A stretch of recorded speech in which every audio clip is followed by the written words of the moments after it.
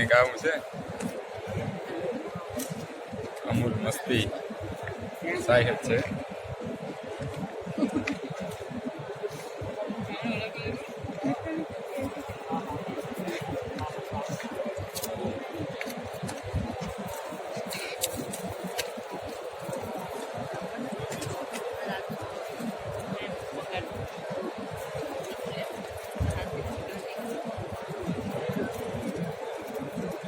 Gate number 1, gate number 3 અને gate number 7 ની સામે જેના પણ વાહનો પાર્ક કર્યા છે તેમને વિનંતી કે આપ આપના વાહનો સત્વરે યોગ્ય સ્થળે ખસેડી લેશો. ધન્યવાદ.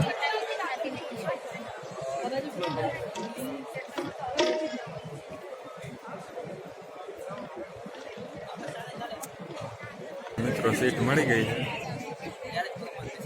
જો અહીંયા બધું નાટક થવાનું છે. મોટી મોટી સ્ક્રીન લગાડી દીધી. જબરીનો હોલ છે.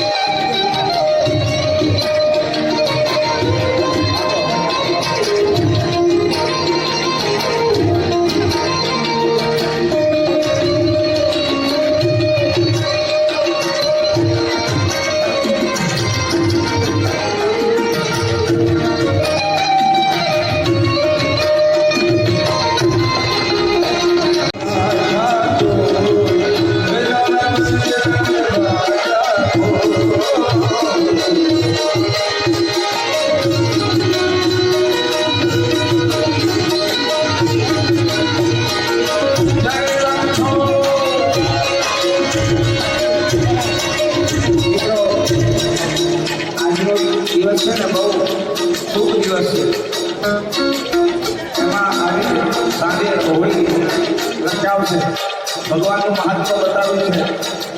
પ્રહલાદજી ભગવાને ઉડાવ્યો તો મારી વિનંતી છે કે આ જો ભક્તિ ગીત છે બોલાવું જઈ રહ્યો છો એટલે તમે એટલો તો બોલશો ને માખણ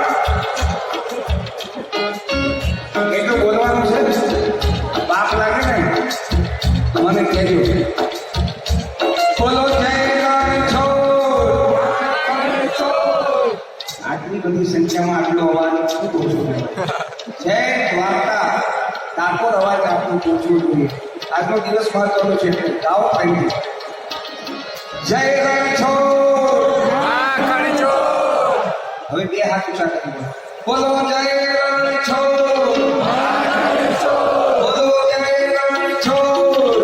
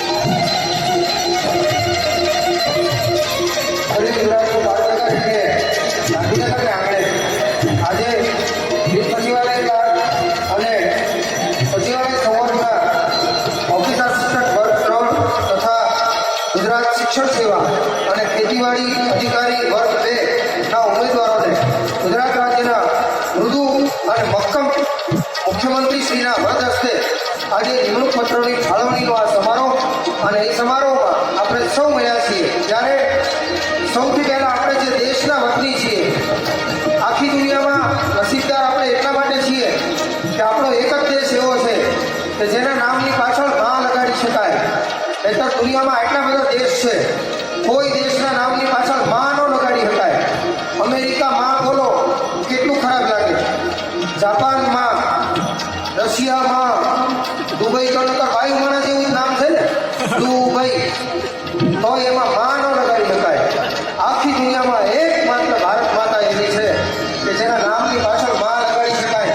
એનો જયકારો આપણે જેટલા બેઠા છીએ, જેને પોતાની માતૃભૂમિ અને પોતાના વતન પ્રત્યે પ્રેમ છે, એ તમામનો એક વખત જયકારો જોઈએ. બોલો ભારત માતા કી! ભારત માતા કી! જય શ્રી રામ! જય શ્રી રામ!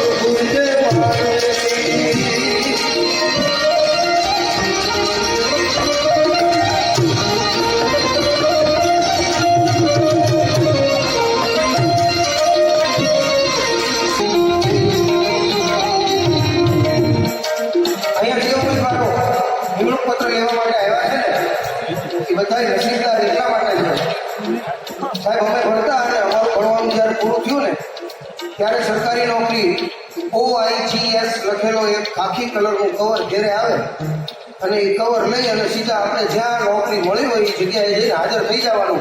પાડોશીને ખબર ન હોય.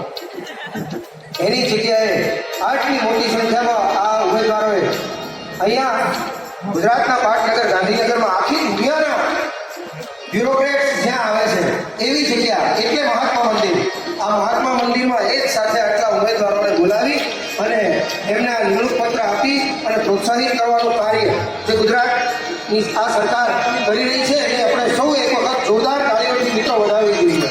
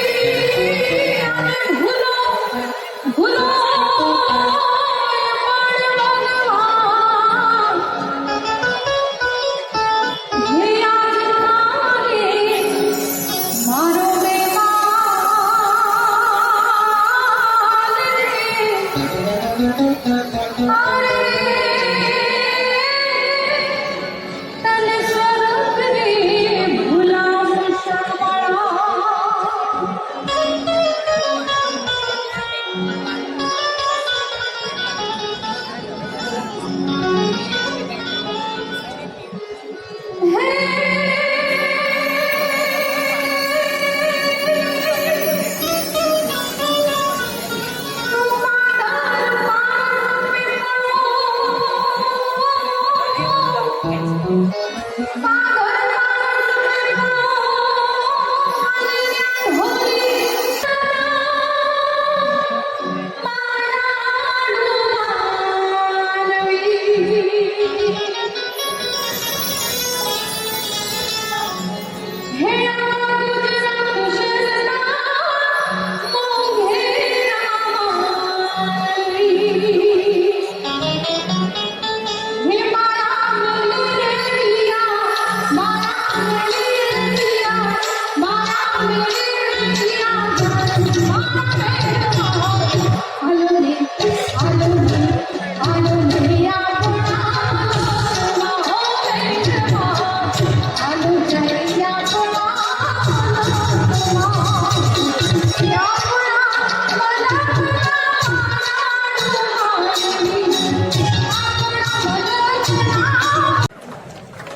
एंकर माइक की जरा वॉल्यूम आपसो प्लीज।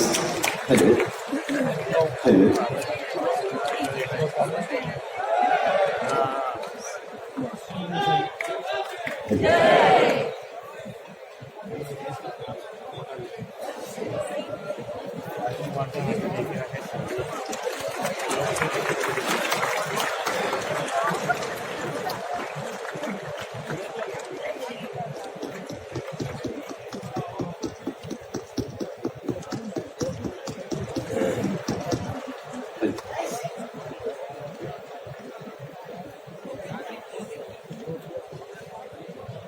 हेलो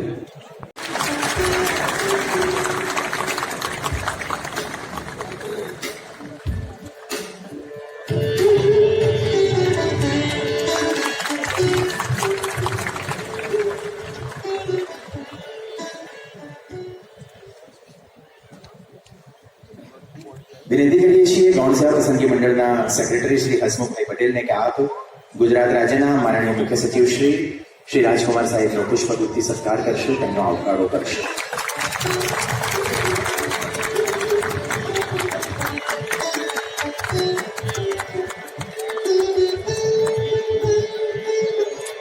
આપણી વચ્ચે માનનીય મુખ્યમંત્રીશ્રીના મુખ્ય અગ્ર સચિવ શ્રી કે કૈલાસનાથન સાહેબ ઉપસ્થિત છે.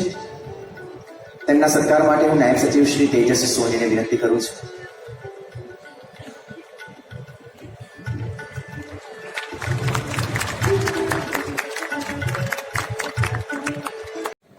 મંચ ઉપર ઉપસ્થિત ગુજરાત રાજ્યના માન્ય મુખ્યમંત્રી શ્રી ભૂપેન્દ્ર પટેલ સાહેબ, મુખ્ય સચિવ શ્રી રાજકુમાર સાહેબ, શ્રી કૈલાસનાથન સાહેબ, ગુજરાત જાહેર સેવા આયોગના અધ્યક્ષ શ્રી નરેન્દ્ર ઉપાધ્યાય, અત્રે ઉપસ્થિત મહાનુભાવો અને સૌ ઉમેદવારોનું હું ખૂબ ખૂબ સ્વાગત કરું છું.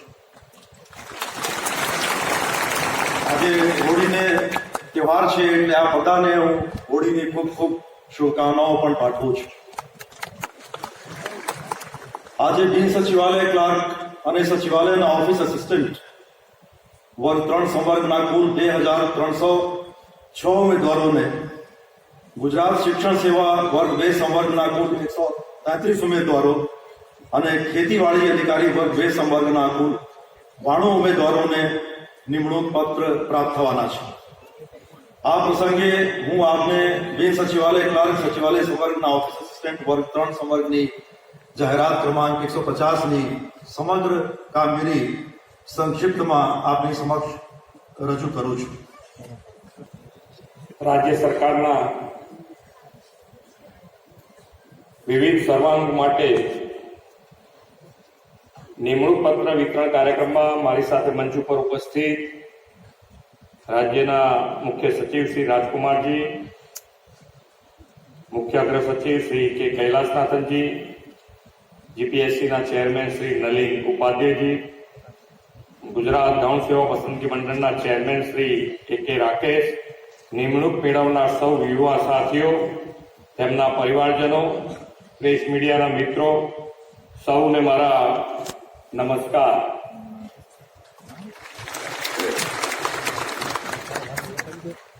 વિશ્વના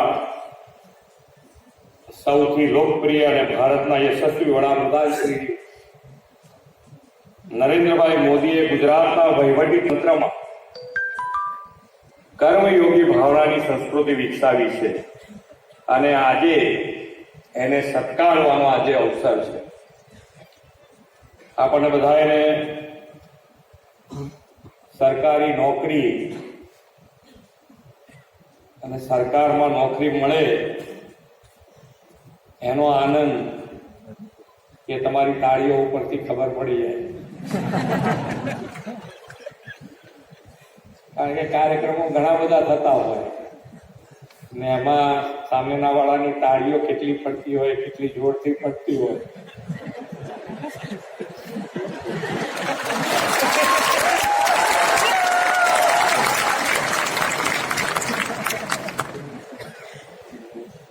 અમે તો સેવા સેવા પસંદગી મંડળના ચેરમેનને પૂછી લીધું કે રેગ્યુલર ફાવે એવું છે અહીંયા ને અહીંયા.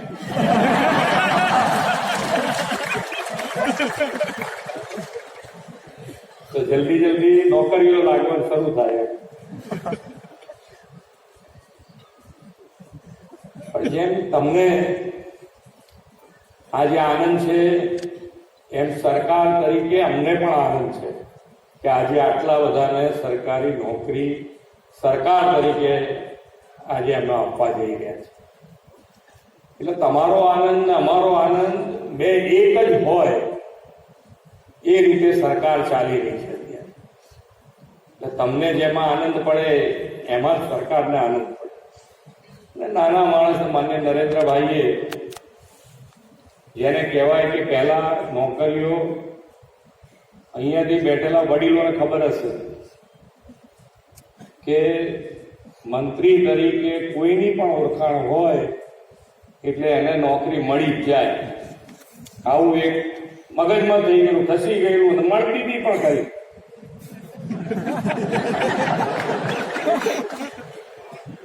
હવે એની અંદરથી લાયકાત પ્રમાણે તમારી સ્કિલ પ્રમાણે તમને નોકરી મળે, પારદર્શિતાથી નોકરી મળે,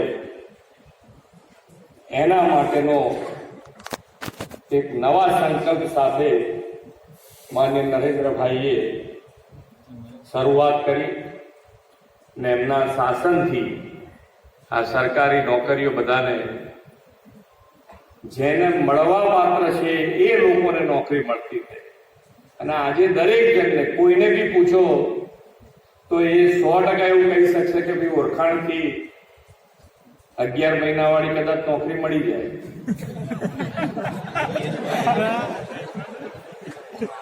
પણ પરમેનન્ટ નોકરી સરકારમાં જોઈતી હોય તો ઓળખાણ નહીં ચાલે. એટલે એ દરેકના મગજમાં ક્લેરિટી આવી ગઈ છે. આ જે ગુડ ગવર્નન્સ નો જે કોન્સેપ્ટ માન્ય નરેન્દ્રભાઈએ શરૂ કર્યો, આ પરીક્ષા અને આ પરીક્ષા માટેના પેપર ખોડવા અને એના માટેની જે હેરાનગતિ ઊભી થાય છે એ કદાચ તમારાથી વધારે કોઈ ના સમજી શકે.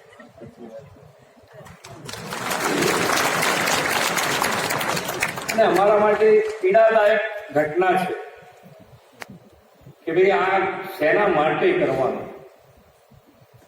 જેને લાગશે આપણો ભાઈ જ છે, આપણે તો વસુદેવ કુટુંબકમ બધા એક છીએ એ પ્રમાણે ચાલવા વાળા, અને એમાં જેને લાગશે નોકરી આપણો જ વ્યક્તિ છે, આપણો ભાઈ છે, આપણી બહેન છે, એ ભાવથી કામ કરવાની જગ્યાએ પૈસા જેની પાસે હોય એને સરકારી નોકરી શું કરવી છે ભાઈ?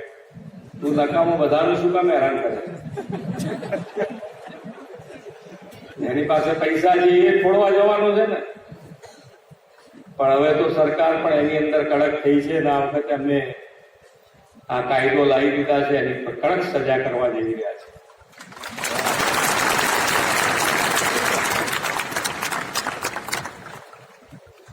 દેશભરમાં આજે અમૃતકાળમાં વિકસિત ભારતની નેમ પાર પાડવા પણ તમને એમાં પૂરેપૂરો સાથ આપશે. એક તો આજકાલ એક નવું ડિપ્રેશન છે એનું મને તો એ જ ખબર નથી પડતી.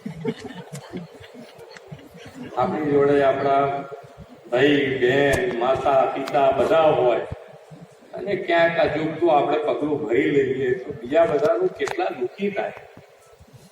અને દરેક માણસ પૈસા વાળો છે, દરેક માણસ બધી ફેસિલિટી ભોગવી શકે છે, અને એના કારણે થઈને આપણે એની સામું જોઈને હંમેશા આપણાથી નાનું માણસ છે એને જોવો તો જ સુખી રહેવાય. આપણાથી મોટા આનું જોવાની શું જરૂર? આપણે દુઃખી થવાનું. આપણે તમને બધાને એમ થાય કે ભાઈ આ સીએમ થઈ ગયા છે એટલે સલાહ આલે છે,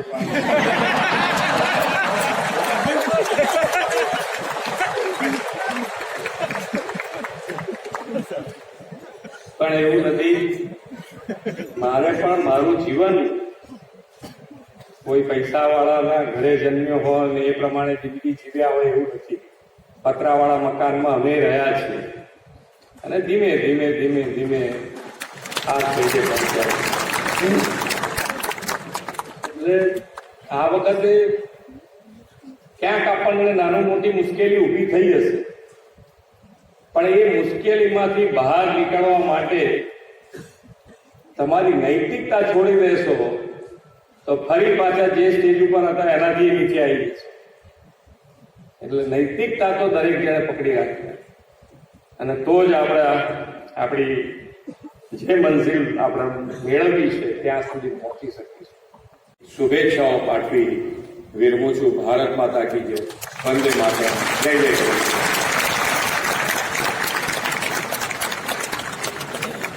આભાર માનનીય મુખ્યમંત્રી શ્રી આપનો. આદરણીય પ્રધાનમંત્રી શ્રી નરેન્દ્રભાઈ મોદી એક કર્મયોગી ચિંતન શિબિરોમાં એક વાત અવશ્ય કહેતા કે સરકારી चारों तरफ होली के त्योहार की गूंज सुनाई दे रही है। आप सबको होली की बहुत बहुत शुभकामनाएं भी देता हूं। आज के इस आयोजन से हजारों परिवारों की होली के इस महत्वपूर्ण त्योहार की खुशी कई गुना बढ़ गई है। कुछ ही समय के भीतर गुजरात में दूसरी बार रोजगार मेले का आयोजन हो रहा है। मैं हमारे मुख्यमंत्री श्रीमान भूपेंद्र भाई और उनकी पूरी टीम को इस कार्य के लिए बहुत बहुत बधाई देता हूं। साथियों, युवाओं को अवसर देने और देश के विकास में उनके सामर्थ्य का उपयोग करने की दिशा में ये भारतीय जनता पार्टी की सरकारों की हम सबकी प्रतिबद्धता का प्रमाण है। मुझे खुशी है कि ज्यादा से ज्यादा संख्या में रोजगार उपलब्ध कराने के लिए केंद्र सरकार के सभी विभाग और एनडीए की राज्य सरकारें लगातार काम कर रही हैं। केंद्र सरकार के अलावा अब एनडीए के शासन वाले 14 राज्यों और केंद्र शासित प्रदेश पूरी लगन और निष्ठा के साथ अमृत काल के संकल्पों को पूरा करने में अपना योगदान देंगे। साथियों, पिछले 5 वर्षों में गुजरात में 1.5 लाख से ज्यादा युवाओं को राज्य सरकार की नौकरी मिली है। सरकारी नौकरी के अलावा एम्प्लॉयमेंट एक्सचेंज के जरिए भी बीते वर्षों में गुजरात में करीब 18 लाख युवाओं को विभिन्न क्षेत्रों में रोजगार उपलब्ध कराए गए। गुजरात सरकार ने तो बढ़ती कैलेंडर છે માનનીય મુખ્યમંત્રી શ્રી ક્રમશઃ ઉમેદવારોને નિમણૂક પત્ર એનાયત કરીને તેમની સાથે સંવાદ પણ કરી રહ્યા છે। અંતર્ગત આનંદ મનોજભાઈ પરમારને માનનીય મુખ્યમંત્રી શ્રી નિમણૂક પત્ર અર્પણ કરીને તેમની સાથે વાતચીત કરી તેમના પ્રતિભાવો અને પોતાની સંવેદનાઓ વ્યક્ત કરે છે। આ મૃદુ મક્કમ નિર્ણાયક અને સંવેદનશીલ મુખ્યમંત્રી શ્રીની આ સંવેદનશીલતાને આવો એકવાર તાલીઓથી વધાવીએ।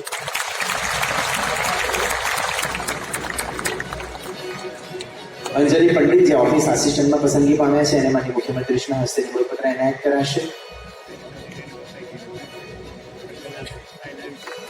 દિવ્યેશ કિશોરસિંહ ડામોરે જનરલ ક્લાર્ક તરીકે પસંદગી પામ્યા છે એને પણ આજના અવસરે મને મુખ્યમંત્રીશ્રીના હસ્તે નિમણૂક પત્ર એનાયત કરાશે। हेमांगी भीखाभाई सोलंकी हेमांगीनी भीखाभाई सोलंकी ए जूनियर क्लार्क तरीके पसंदगी पाम्या छे। એમને પણ માનનીય મુખ્યમંત્રીશ્રીના હસ્તે આજે નિમણૂક પત્ર અપાશે. હિરલબેન સતીશભાઈ ગામિત એ જુનિયર ક્લાર્ક તરીકે પસંદગી.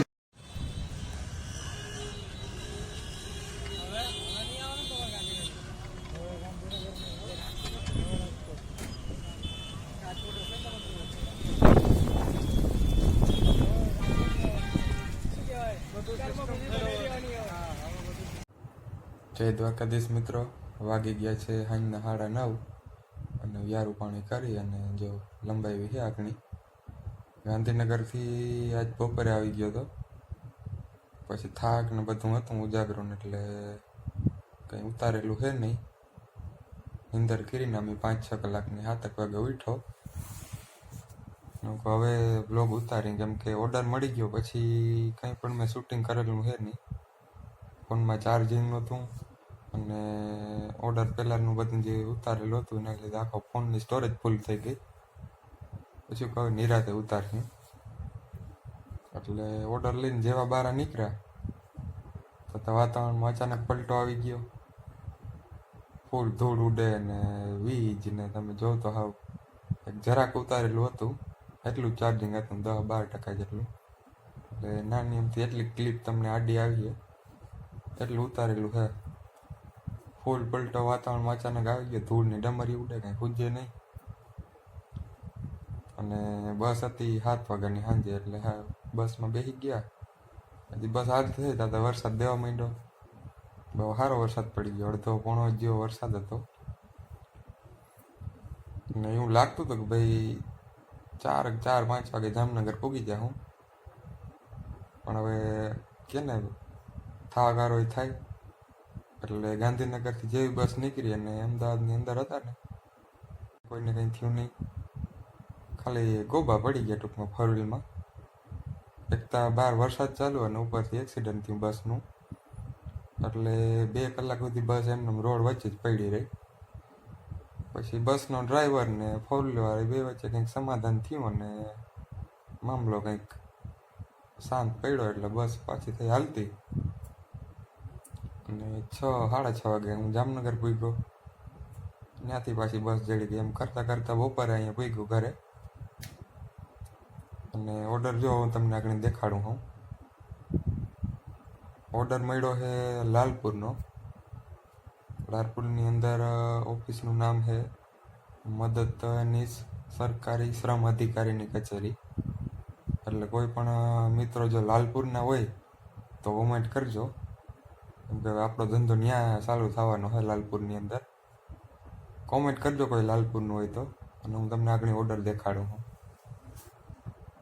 નામ અને ક્યાં મળ્યું એનું એડ્રેસ: મદદનીશ સરકારી શ્રમ અધિકારીની કચેરી, લાલપુર, જિલ્લો જામનગર. તો અગાઉ કીધું એમ કોઈ હોય તો કહેજો કોમેન્ટમાં. લાલપુરની અંદર રહેવાની બધી ખાવા પીવાની વ્યવસ્થા થઈ જાય પછી હાજર થવું. તો હાજર થવાનો ટાઈમ હોય 5-7 દિનના ટાઈમમાં આપણે હાજર થવાનું હોય. જેટલું બને એટલું વહેલા હાજર થઈ જવાનું હોય, જેવી વ્યવસ્થા જેવી જેની. એટલે હજી 2-3 દી પછી મારે હાજર થવાનો વિચાર છે. ત્યાં સુધી જાળવી જાય, હજી બધી તપા હાલે છે. પાછળ આનું કંઈ હોય નહીં, શરતો બધી લખેલી હોય કે ભાઈ તમને આ શરતથી નિમણૂક આપવામાં આવે છે. પગાર ને આ ને તે ને રજાઓ ને એવું બધું લખેલું હોય. આ બાજુ ઈ જ છે. પછી 5 વર્ષ સુધી ફિક્સ હોય, ફિક્સ પગાર પછી તમને કાયમી કરે. એની બધી શરતો હોય, એક્ઝામ પાસ કરવી પડે ને ટ્રેનિંગ વગેરે વગેરે હોય. અહીંયા શ્રમ આયુક્ત ગુજરાત રાજ્ય ગાંધીનગર એની સાઇન હોય. એની સાઇન ઉપર મને નિમણૂક મળી. અહીંયા આપણું નામ, આખું એડ્રેસ. તો મિત્રો બધું આવું છે. કેવો લાગ્યો સ્પેશિયલ લોગ કોમેન્ટમાં કહેજો. અને જે મિત્રો નવા હોય ચેનલમાં સબસ્ક્રાઈબ કરી દેજો. આવા નવા વિડીયો આમાં આવતા રહે. મોજ મજા કરતા રહ્યો. અને કાલે છે તારીખ 8 ધૂળેટી. ખૂબ રંગ ઉડાડો. ધૂળેટીની ખૂબ ખૂબ શુભેચ્છાઓ. આ સાથે વ્લોગ પૂરો કરી આવજો. જય દ્વારકાધીશ, જય શ્રી કૃષ્ણ.